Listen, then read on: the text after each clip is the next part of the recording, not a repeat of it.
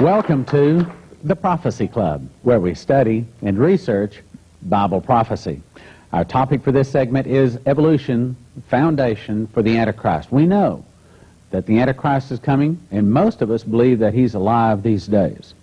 But how is it that some man could come in and rule the world for 3.5 years? He has to be standing on a foundation of lies. And we believe part of that foundation is evolution. Our speaker tonight is one of America's best on that topic. He has 15 years service as a science teacher. He has a doctorate in 7 years. He's, for the last 7 years, he's been going across America speaking out about evolution versus creation. And in that time, he's had 27 debates, never having lost one. Been on some 2,000 radio programs. He's booked 2 years in advance to speak. He speaks over 700 times a year. Will you help me welcome Dr. Kent Hovind? Thank you, brother. All right. Well, it is good to be here this evening. As you mentioned, my name's Kent Hovind, has been for quite a while. I was a high school science teacher 15 years, and now talk about creation, evolution, and dinosaurs. If this is the only session you're getting to see, you've already missed a whole bunch of material. We've talked about in the first couple of sessions, and you can get all my stuff on videotape.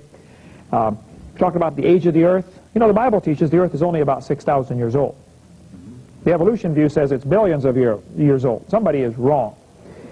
And the Bible would indicate that dinosaurs lived with Adam and Eve in the Garden of Eden.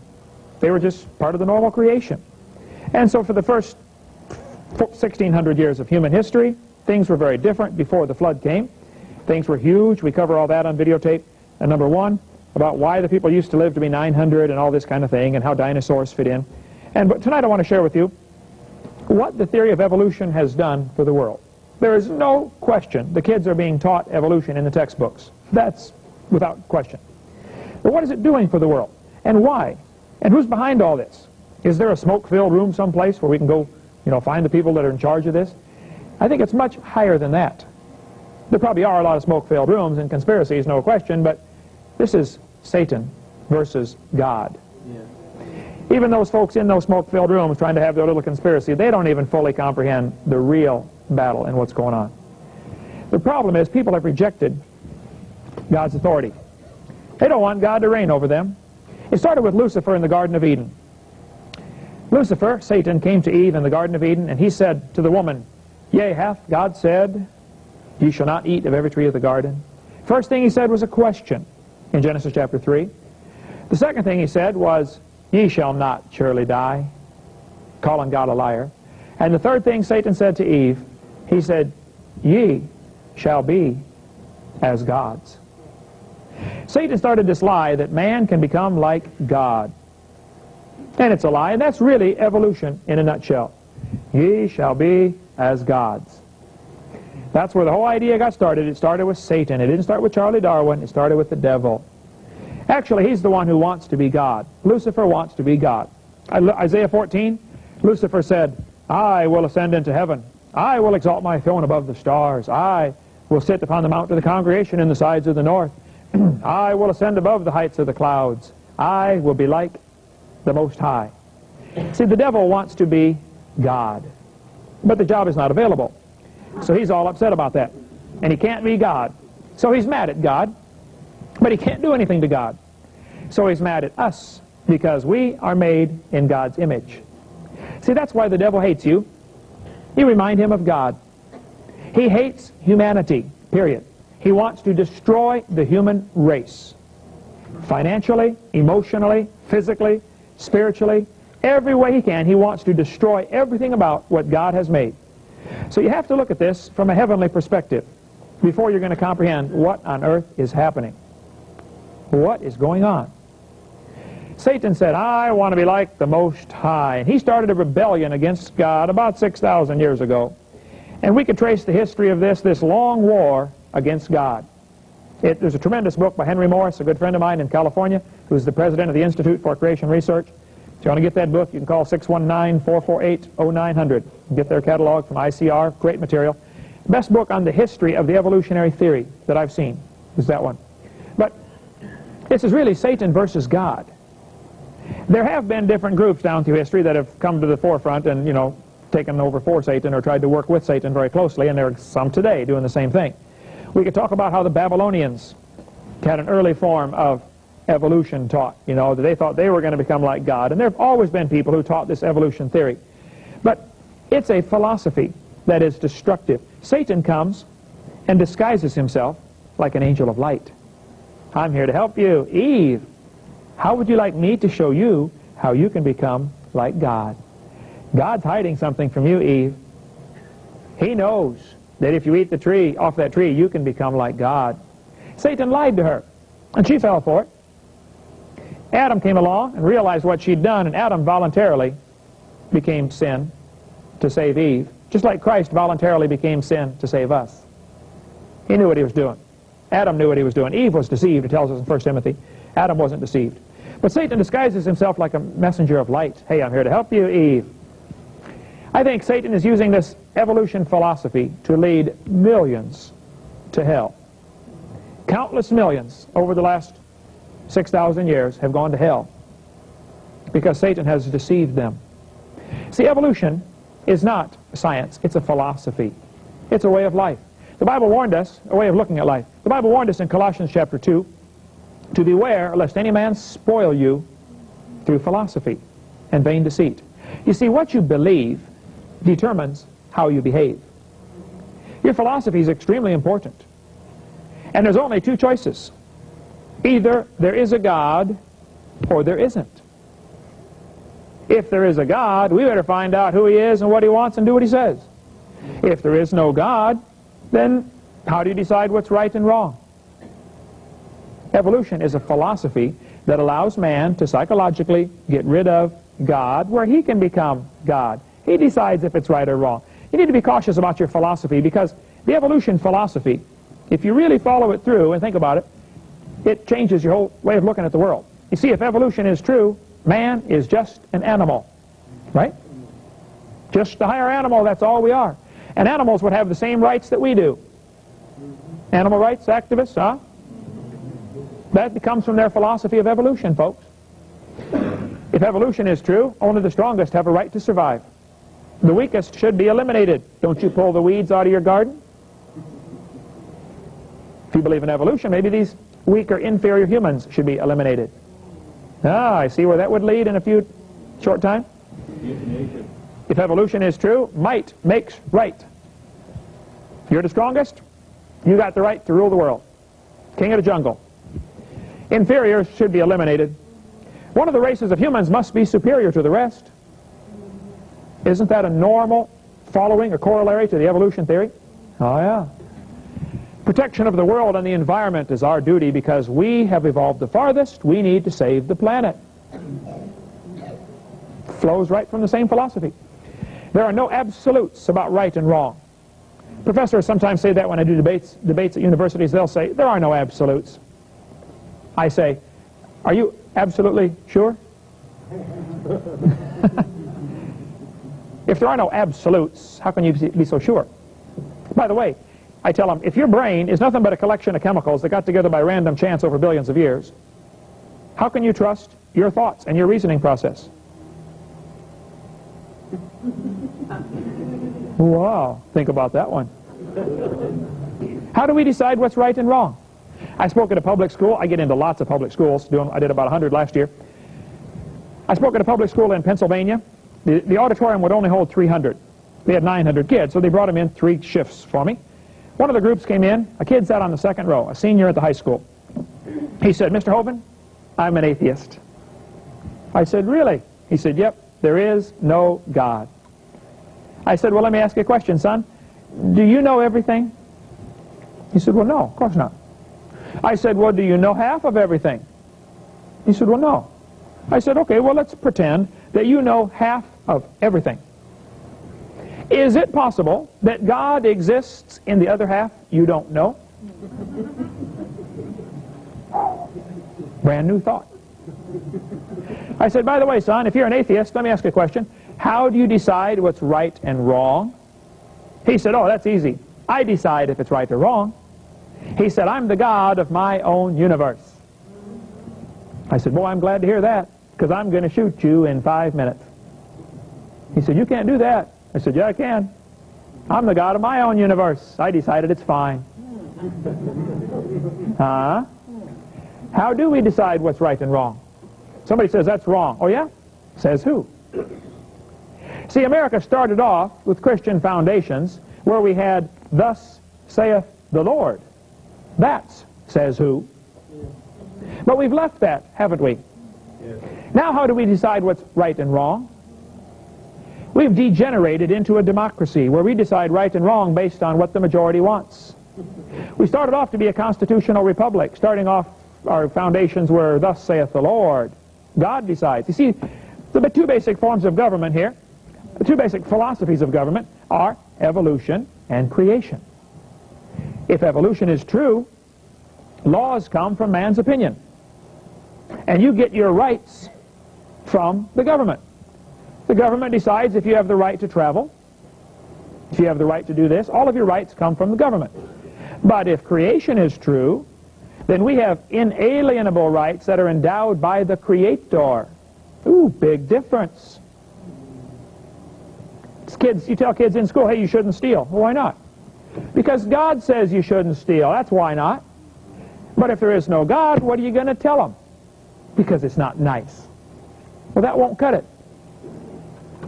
We've lost a whole generation because of our philosophy we're giving them, folks. Yes. See, America was a constitutional republic when we started because our founding fathers, even though they weren't all Christians, but a lot of them were, Bible-believing Christians. But they had a biblical philosophy. They gave us a republic. When Ben Franklin walked out of the building, one of the ladies said, Mr. Franklin, what kind of government did you give us?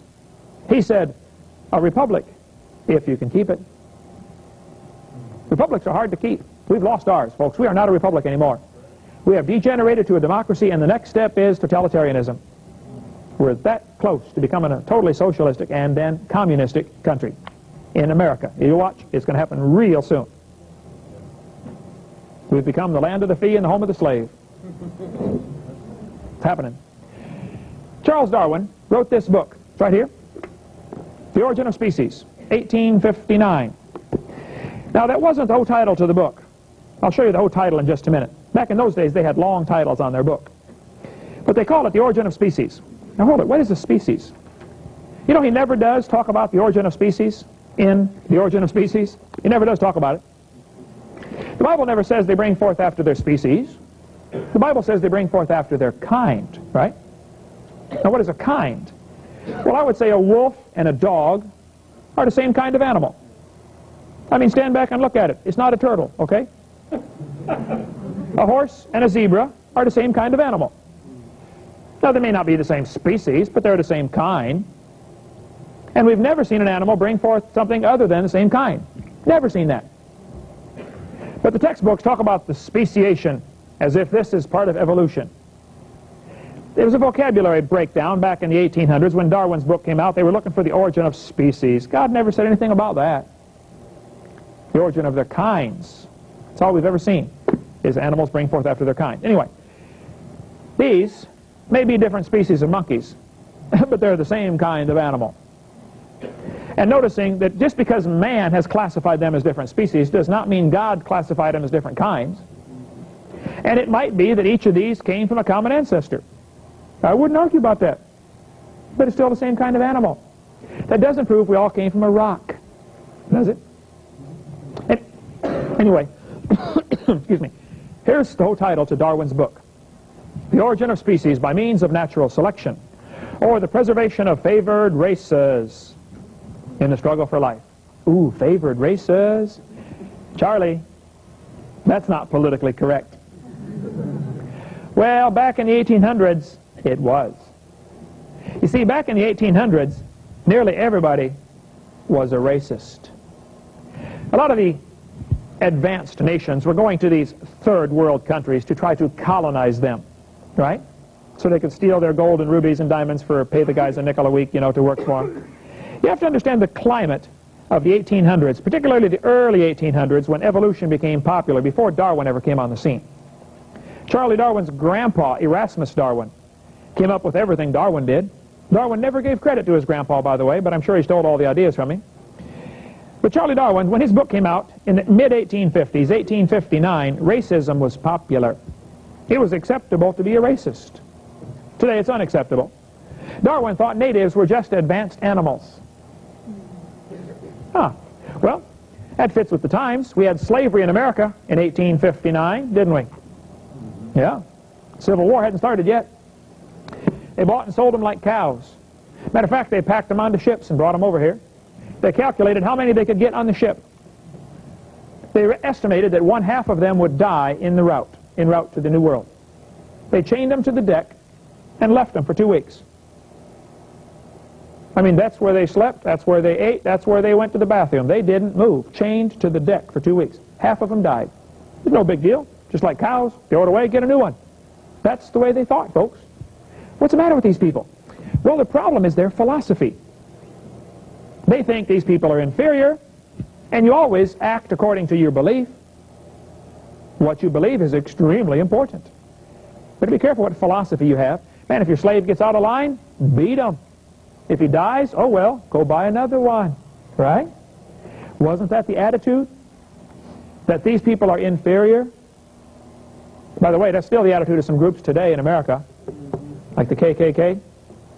I met a fellow from the KKK one time. We got talking about, I had a bus route in an all-black neighborhood, brought kids to church, had a wonderful time. Very friendly folks, get invited in. I mean, 17 years I drove a bus, church bus in a black neighborhood. Great ministry.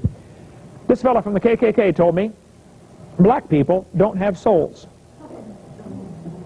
He told me that to my face. I don't know if they all believe that, but that fellow did. Racism was prevalent during the mid-1800s, and when Darwin's book came out, at last, a scientific justification for what we've been doing already. Sold all 1,200 copies in the first day, first printing. There might have been a cover up there. They think maybe one guy arranged to have them all bought so it would look like a runaway bestseller. But anyway, they did sell them all the first day. 1,200 copies. Had to reprint it. Racism was popular. Darwin also thought women were inferior. Charlie Darwin said, "A married man is a poor slave, worse than a Negro."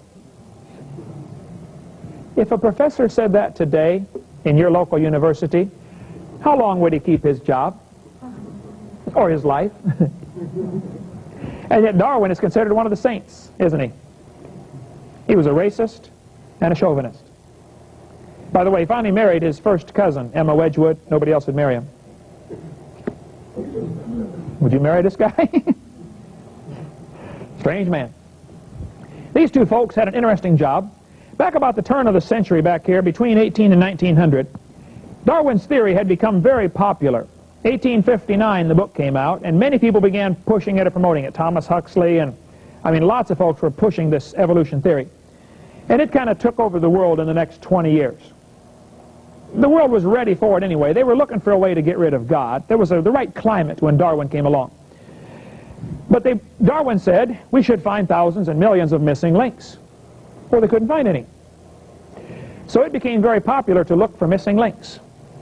These two folks went to Australia, and they got the Australian Aborigines and said, you know what, that looks like a missing link. Their jaws are bigger. Well, the reason their jaws are bigger is because the Aborigines don't use hardly any tools, and they use their jaws like a vise to clamp down on stuff. When they want to strip the bark off a tree branch, they clamp on it and pull the bark off. You use your jaw muscles a lot like that. The muscle pulls on the bone responds by getting bigger. Any bodybuilder will tell you the more you build your muscles, the bigger the bones get. So the Aborigines have big jaw bones because they use their jaws a lot. That's why. But these guys thought, no, they're a missing link. So they went down to, the whole article's right here, published in Creation magazine, Creation Ex Nihilo. This is the 1992 March to May edition about what happened to the people in Australia, the Aborigines, Darwin's body snatchers. They went down and began robbing the graves of the Aborigines because they could sell the bones as museum displays. Pretty soon they ran out of graves to rob, so they started shooting the Aborigines. They rounded them up and shot them. The police were involved in this. A missionary, a New South Wales missionary, was the horrified witness to the slaughter by mounted police of a group of dozens of Aborigines, men, women, and children.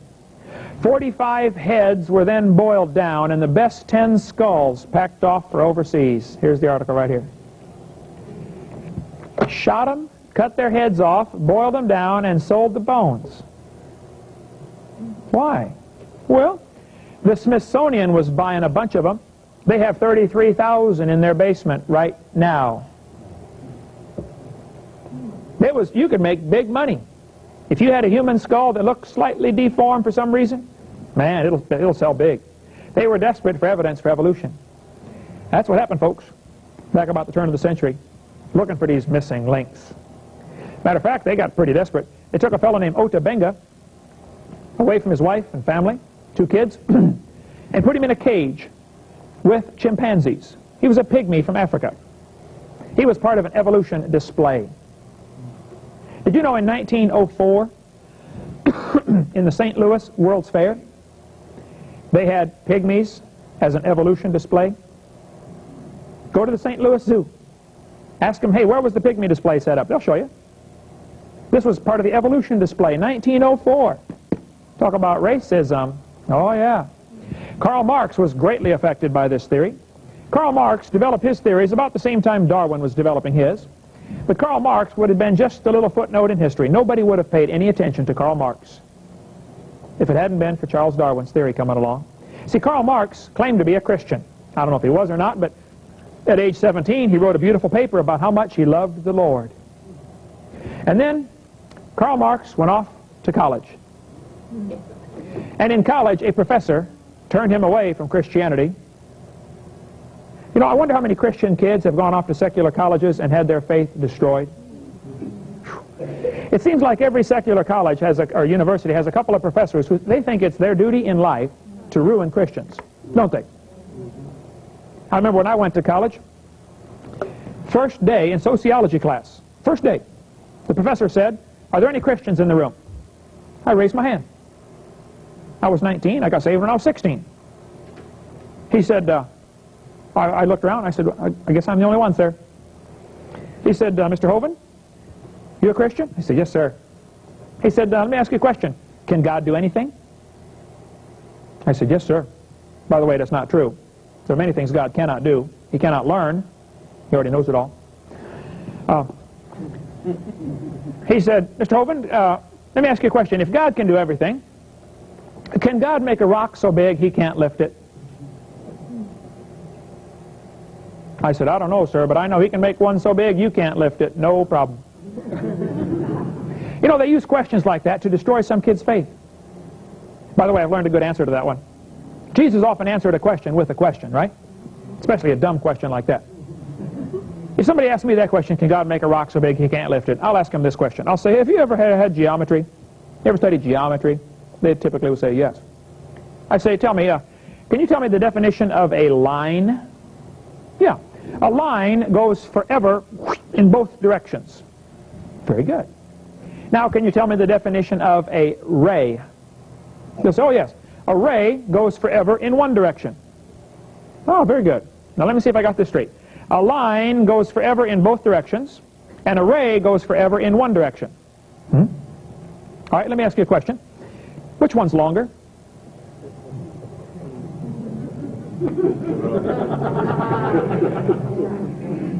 You tell me which one's longer, and I'll tell you about the rock. Yeah. But there are professors who think it's their duty in life to destroy every Christian that comes through their class. They're out there, folks. And I don't recommend you send your kid off to a secular university unless you're positive they can handle it, because an awful lot of them don't handle it. Awful lot of them get ruined. Bunches of them.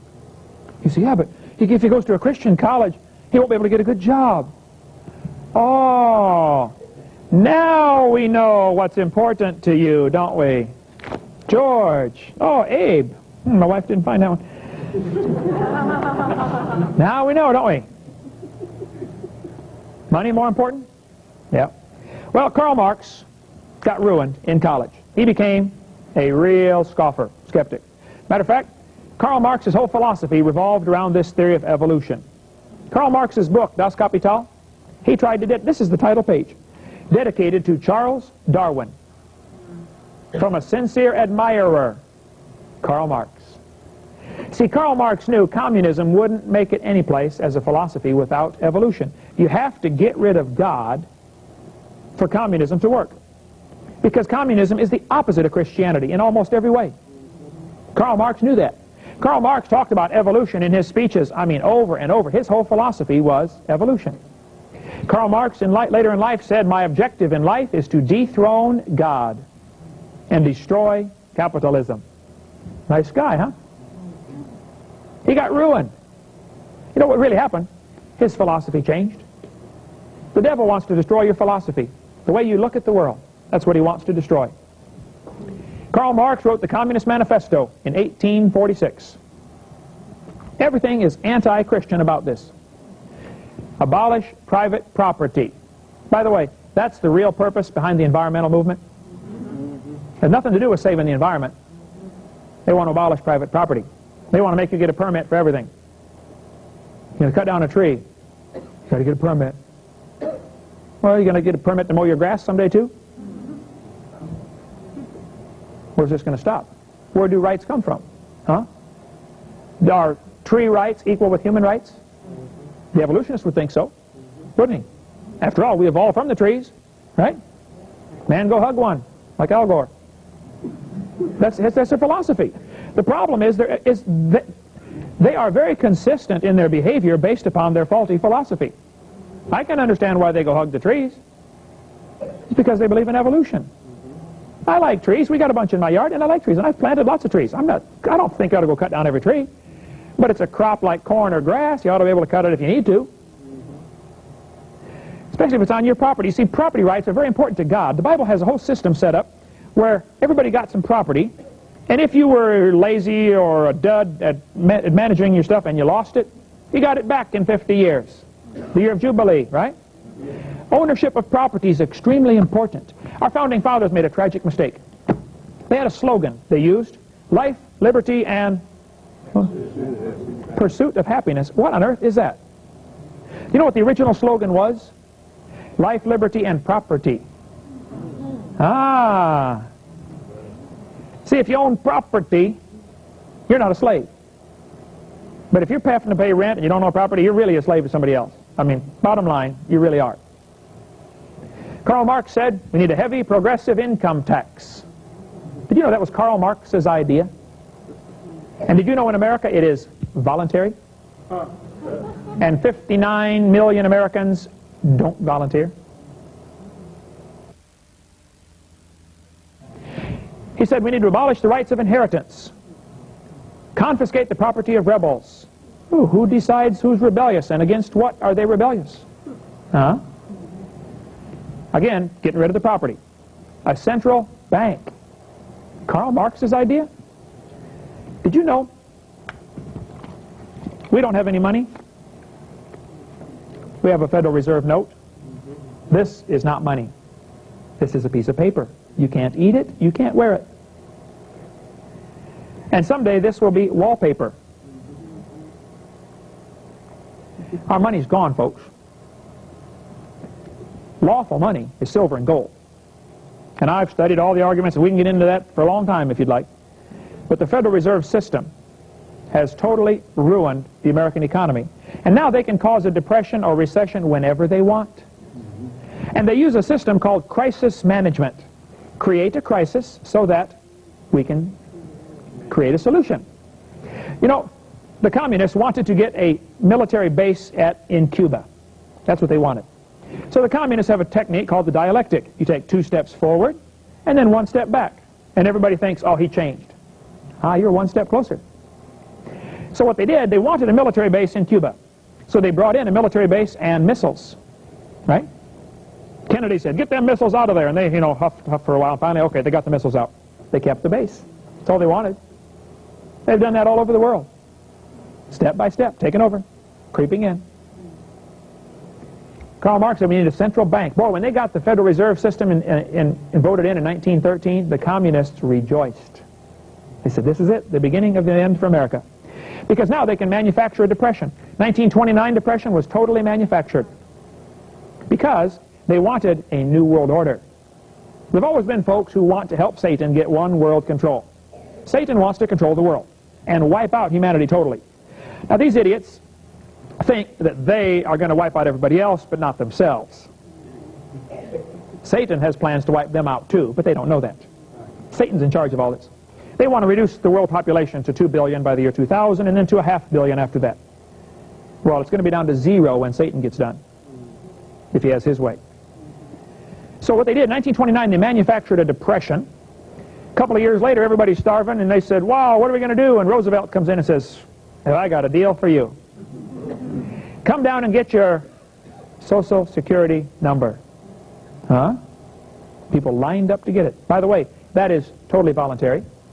And if you have a Social Security number, you have just entered into a trust. You're part of a trust agreement, and you've got a whole bunch of things you've got to do now. But if you send them a little letter saying, I don't want my Social Security number anymore, you rescind your number, and anybody can do that. Simple. I don't have one. I haven't had a number in 20 years. Don't have a Social Security number? No. Why? Who would want one of them anyway? It's neither social nor is it secure. You say, what's going to happen when you get old? Well, I think the Bible says we're supposed to take care of our own family, aren't we? I don't know. I'm going to provide for myself. If you think you can send your money through your state capital and through Washington and get more back when you're 65, something's wrong with your thinking. Anybody can drop out. Matter of fact, some people have rescinded their Social Security number and then sent letters off and got all the money they've ever paid in back. I don't know if it can always be done, but some people have done that. But it's totally voluntary. Now, if you volunteer, hey, you pay the piper if you're going to dance to the tune. But you might want to get out of that. Anyway, central bank. What they're going to do next time is manufacture a depression, coming real soon probably, collapse the U.S. economy, which can easily be done overnight. And then everybody will line up and say, oh, hey, we're starving, what can we do? They're going to say, you know, we really got a problem, we need to solve this. But there's too many illegal aliens, there's too many bad checks, there's too many, you know, too easy to counterfeit money. Let's give everybody a permanent identification, a little microchip, like this one right here. You ever heard of the little microchip? I've had 4 people tell me in the last 2 months that they saw somebody go to the store in America.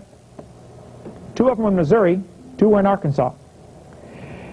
They saw them go to the store, run everything over the scanner, and then run their hand over the scanner to pay for it. I haven't seen it yet, but I've had 4 people tell me they saw it. A little debit card embedded under the skin, little microchip. The technology is here. Had a guy tell me 2 weeks ago, a friend of his sold his house, and the guy paid him in cash, $30,000. He's driving down the highway, and the policeman pulled him over. He wasn't breaking any laws. Policeman pulled him over and said, why are you carrying so much cash? He said, how do you know I'm carrying cash? He said, oh, that little magnetic strip in there shows up on these guns we've got.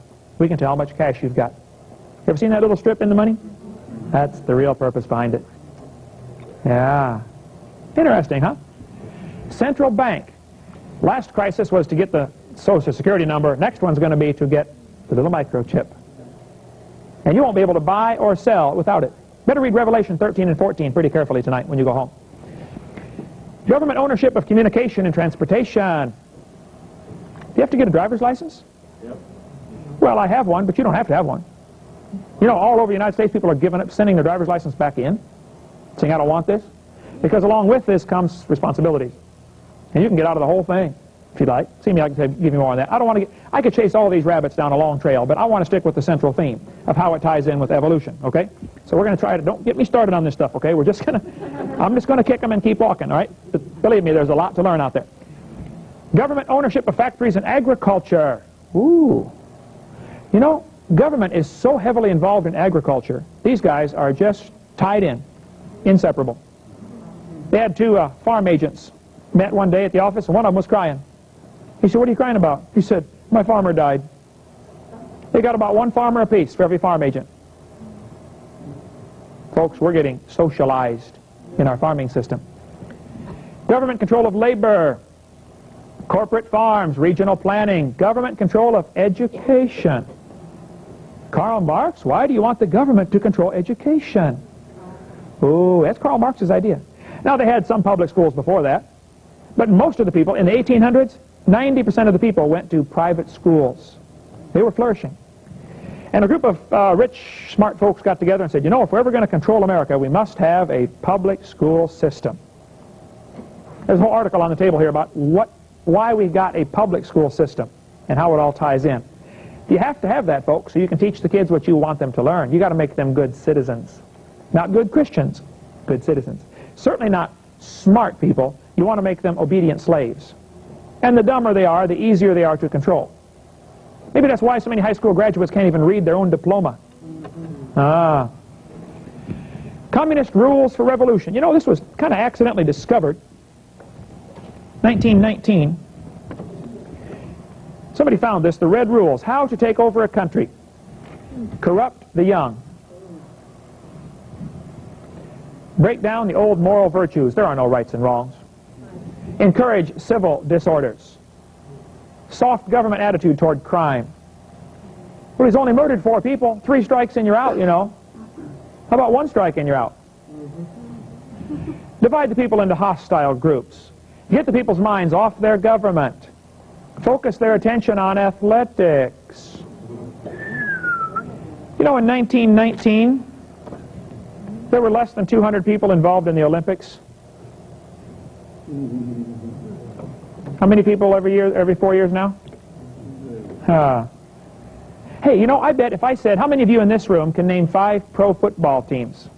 Most of you can think of 5. If I said, if you can name 5 pro baseball teams, you could think of 5.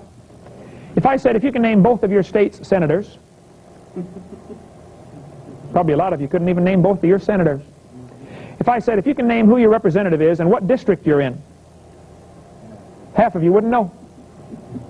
If I said, if you can name your 5 school board members, probably nobody in this room knows the names of your 5 school board members. Maybe 1 or 2 of you. I think our minds are off our government. I think we're more concerned about who throws the ball through the hoop than who buys the textbooks that our kids learn from. Precisely what they want. A fellow in England wrote a letter to his buddy in England. He said, you know, we are going to lose the American colonies because the best-selling books over there in the colonies are books about the Bible, devotional guides. These folks read their Bible.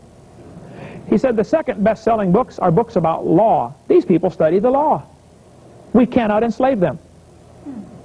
He predicted they would lose the American colonies before it happened because the people studied the law. They studied government. We don't know much about the government, do we? We know a lot about the baseball and the football. We don't know much about the government. We deserve to be slaves, folks. We've earned the right. Get control of all the media. That was the plan from a long time ago. There's always been a plan to control the media, and boy, it's been done. You get the managed news if you watch the newspaper, read the newspaper and watch the 3 sewer lines, NBC, CBS, and ABC. What you ought to do is clip that sewer line off and just get some alternative media, like some of the shortwave stations or some of the AM radio stations that are out there, some of the Patriot networks and stuff like that, because you're not going to get the real news if you watch the other bunch. I saw a bumper sticker that said, impeach Dan Rather. Oh, yay, that'll work. Anyway, destroy people's faith in their leaders. Of course, it's pretty easy to do with what we got, but... Okay. Cause the registration of all firearms. Why would the communists want to register the firearms? Well, eventually you can confiscate them. You know who's got them. You know, every dictator wants that. Lenin said, we need to disarm the middle class. Stalin said, we need to disarm everybody. Hitler said, we need to disarm everybody. You know, Germany had gun control laws. How's this for a quote? This year will go down in history. For the first time, a civilized nation had full gun registration. Our streets will be safer, our police more efficient, and the world will follow our lead into the future. Adolf Hitler said that in 1935. He took over Germany in 1933, slowly did several key things to make him irresistible as far as you couldn't resist his authority. Nobody had guns unless he wanted you to have a gun. Our founding fathers were pretty shrewd. They knew that if the people fear the government, that's a tyranny. But if the government fears the people, then you can have freedom. So they put in there the Second Amendment, the right to keep and bear arms, so that the government would always fear the people. Not that there's going to be an uprising. Then if there doesn't need to be one, there doesn't need to be one. The government fears the people. Now, some folks have tried to say, well, man, you don't need a machine gun to go duck hunting. Oh, this is not about duck hunting. The Second Amendment is about protecting ourselves from our government if necessary. Suppose the government becomes the bad guy, which I'm afraid they have. Yes. Now what? You say, Brother Hovind, you think you ought to be able to have a machine gun? Oh, yeah. I think everybody ought to have a couple of them. Now, if somebody commits a certain crime, they ought to be executed for their crime.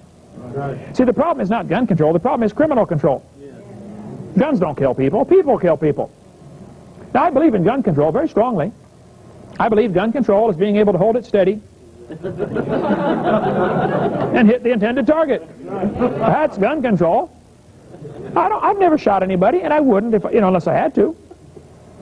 But I decided while I was calm, cool, collected, if somebody breaks into my house, I'm going to blow them full of holes. You say, that ain't the Christian thing to do. Oh, yeah, it is.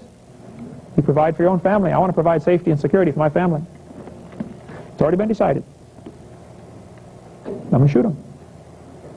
And you got to shoot them until the gun's empty, and then say, officer, I feared for my life, and I emptied the gun. And nothing they can do to you, normally. But normally all you need for a defense, I feared for my life, and I emptied the gun. Okay, Nikolai Lenin, the first communist dictator in the 1917 Bolshevik Revolution in Russia, when they took over the Soviet Union, took over Russia, he said, and he knew, he was a communist and an evolutionist, they go together. He said, communists or Marxists have never forgotten that violence will be an inevitable part of the collapse of capitalism. See, if you believe in evolution, the strongest survive, right?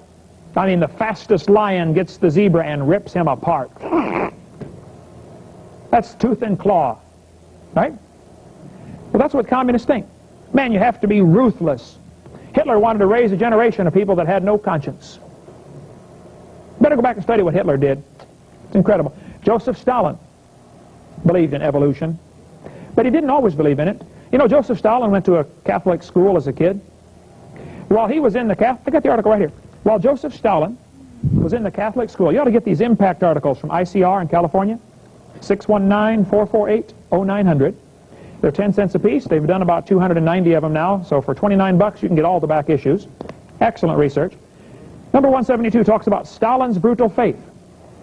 Stalin, while a pupil at the ecclesiastical school, here's the article right here, Comrade Stalin developed a critical mind and revolutionary sentiments. He began to read Darwin and became an atheist. Joseph Stalin had his philosophy changed by this book right here.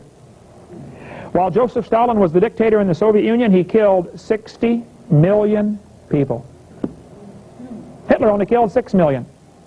Joseph Stalin signed the executive order to execute the Polish prisoners taken at Katyn.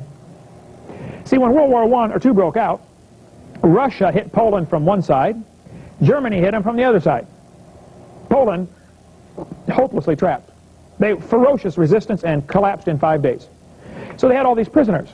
They said, Stalin, what should we do with all the Polish officers? He said, they're just Poles. They haven't evolved as far as we have. Execute them. The Russians finally admitted they did that in 1992. I got the article on the yellow poster around here someplace. Finally admitted it.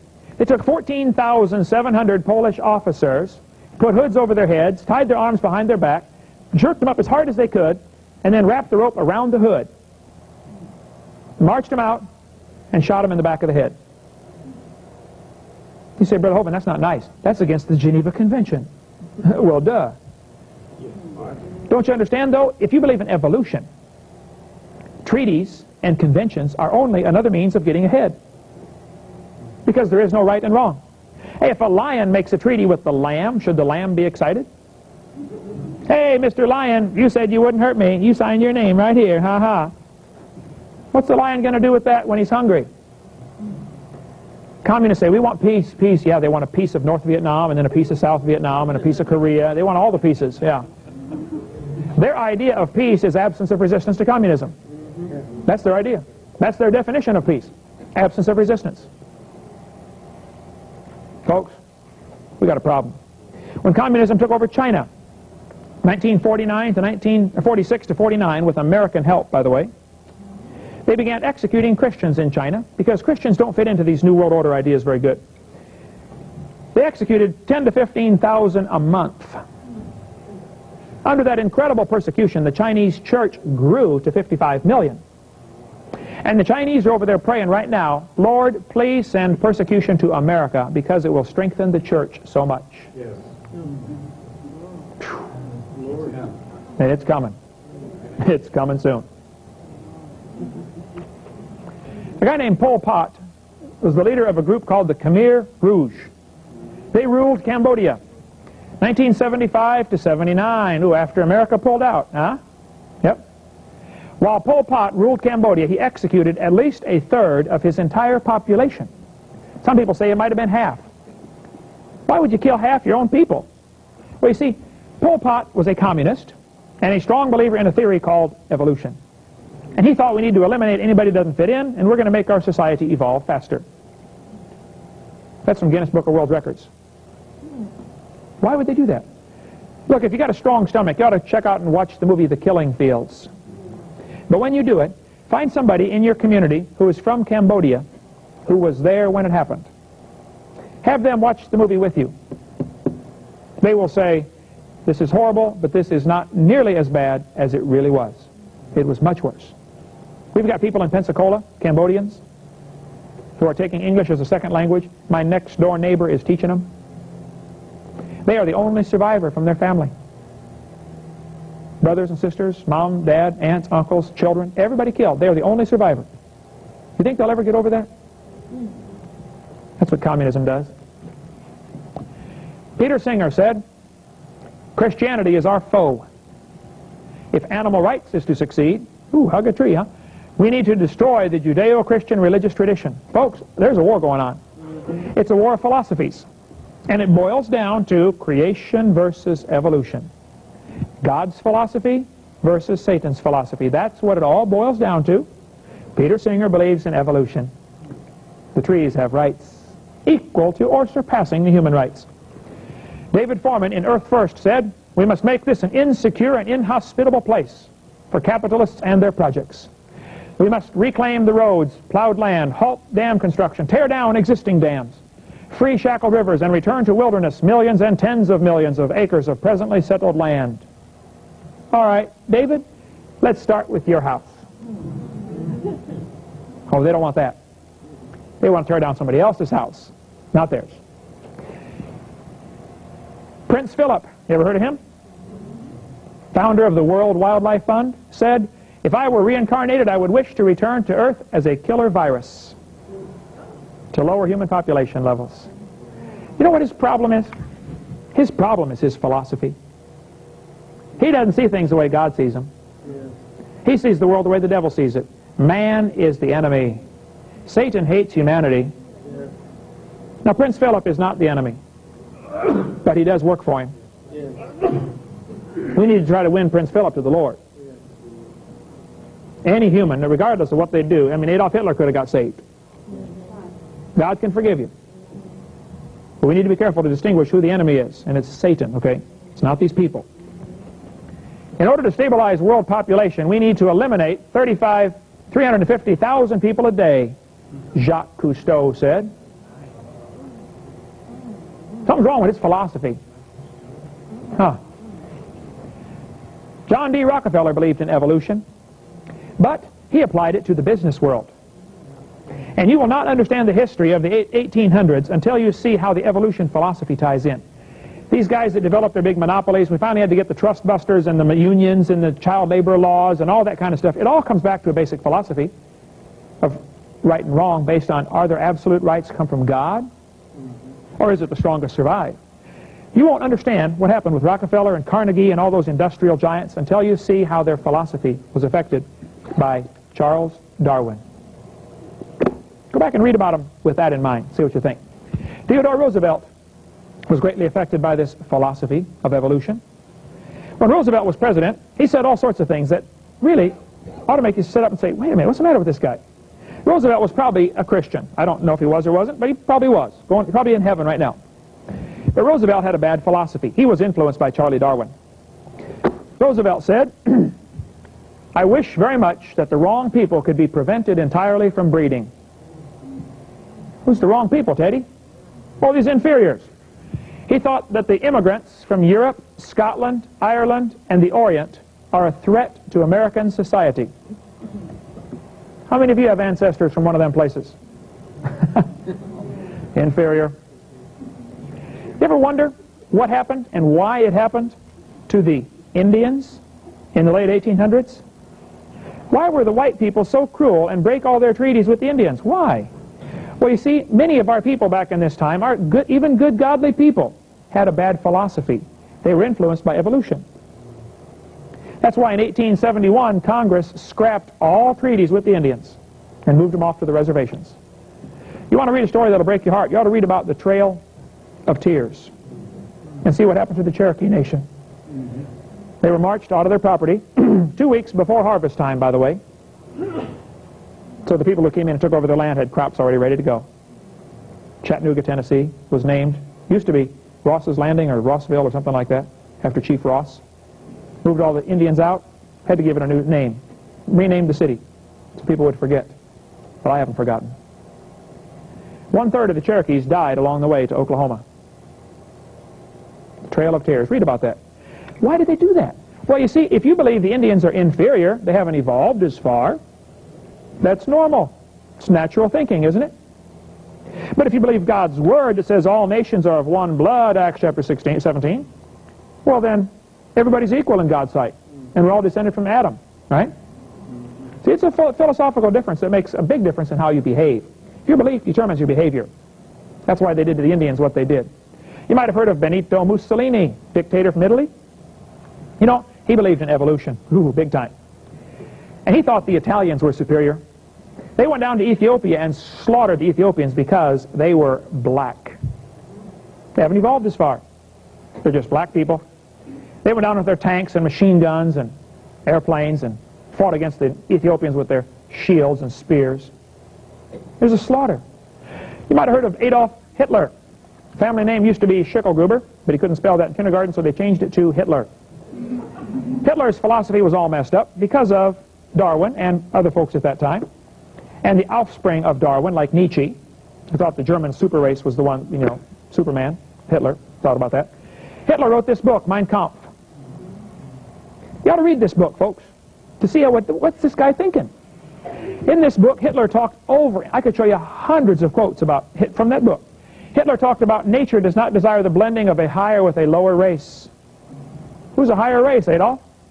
He talked about the Aryan blood. You ever heard of that, the Aryans? Aryan nation? Still very active today, by the way. Racial crossing. I mean, the whole book is full of racism. I was in New Hampshire preaching up there, and I went to Keene State University to visit their library. They got a great library, a whole bunch of books about Hitler and the Holocaust. I read about a book a month about Hitler and the Holocaust, just to keep my blood boiling. I just read one 4 days ago. Hitler's Cross. Tremendous book by Lutzer from Moody Bible Institute. Erwin Lutzer wrote this. Great book. I went to the library, and they've got a whole section of books, about half as big as this room, on nothing but Hitler and the Holocaust. I asked the librarian, I said, "Sir, can you answer a question for me about Hitler?" He said, "Well, I'll try. I've studied this for years and years and years." I said, "Why did Hitler kill the Jews? Why not somebody else?" "Well, he killed lots of folks, but why did he hate Jews?" He said, "Oh, that's an easy question. Hitler believed in evolution. He had a list he was going on. The Jews were at the bottom of the list." I said, "Could you show me the list?" He said, "Oh, yeah, sure. It's on the orange poster on the table back there, far right-hand end. Here's Hitler's list." He said the Nordic, the blonde-haired, blue-eyed, were close to pure Aryan. Did you catch that? Blonde hair, blue-eyed, Norwegian. Thank you, thank you. Close to pure Aryan. The Germans, predominantly Aryan. The Mediterraneans, slightly Aryan. Slavics, half Aryan, half ape. This is the list he used.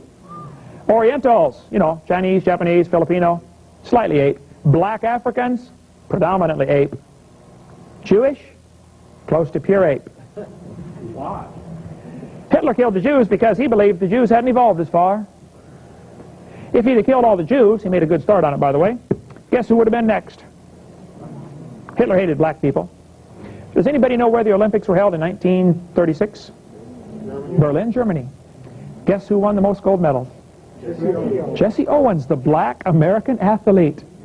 Hitler was so angry he walked out of the stadium. He said, "This is not fair to make my humans race against this black." Excuse me?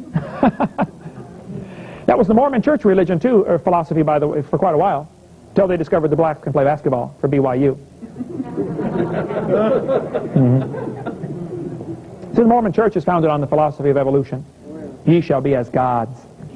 If you're a good Mormon, you get to go off and start your own universe someday and be a god. If you're a good Mormon wife, you get to go to heaven and be eternally pregnant, producing spirit babies. My wife don't want to go. Staying right here, forget it. What's the problem with these guys? Hitler, his philosophy was evolution. He slaughtered the Jews. Matter of fact, he offered to send them out first. 1938. He said, "Who wants the Jews? I'll send them to you. I'll give them to you on luxury ships." President Roosevelt refused to take them. Did you know they could have been saved? But nearly every other country except Sweden refused to take them in. What happened?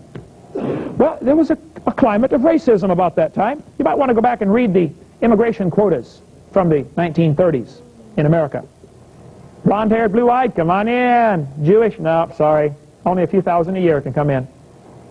Folks, it was racism that motivated that. So they began killing them.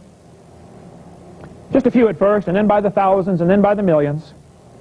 You know, they built chambers and gas chambers and concentration camps. I'm telling you, I read a book a month about this, okay? My head's full of this kind of stuff. Suppose somebody in Germany would have gone around speaking in 1937 and said, "Hey, did you know they're building concentration camps out here?" People would have thought they were crazy, wouldn't they? Yeah. Well, guess what, folks? They're building concentration camps in America. Yeah, they are. And I know a lot about that stuff. But I want to give you a different slant to it tonight. So Hitler killed the Jews. They baked them to make grease for their tanks. They shaved the heads to make socks for their submarine crew. Piled up the bodies in great heaps. Ground the bones up for fertilizer for their fields. Why? Well, Hitler's philosophy was wrong. How did he do that? Oh, it's pretty slick. He started with his young people. Hitler's young people. He knew you reached the young, and pretty soon you got the whole world. We'll take a real fast break here, and then we'll cover how he did what he did to Germany, and how they're doing what they're going to do here to America. It's already started, folks. Matter of fact, it's almost too late already. And what should we do about it? We'll see about that in a second.